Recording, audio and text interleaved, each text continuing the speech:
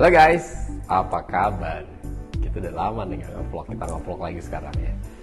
By the way, kita mau share nih bahwa setahun 2 kali tuh kita cuma bikin program untuk Organization Development Professional. Jadi programnya namanya Certified Organization Development Professional. Program 2 hari kita belajar bagaimana desain organisasi. 1, lewat SWOT analysis, 2, lewat bisnis proses. Dalam 2 hari, Anda akan paham bagaimana membuat desain organisasi berbasiskan SWOT, karena kita harus tahu SWOT bisnis ya. Kemudian nanti kita akan lihat input, proses, output dalam gambar bisnis proses. So 2 hari, itu program jarang loh. Nggak pernah kita bikin program seperti itu sebelum-sebelumnya, karena itu adalah program yang berdasarkan best practices. So, ikutin deh programnya, namanya CODP, Certified Organization Development Professional.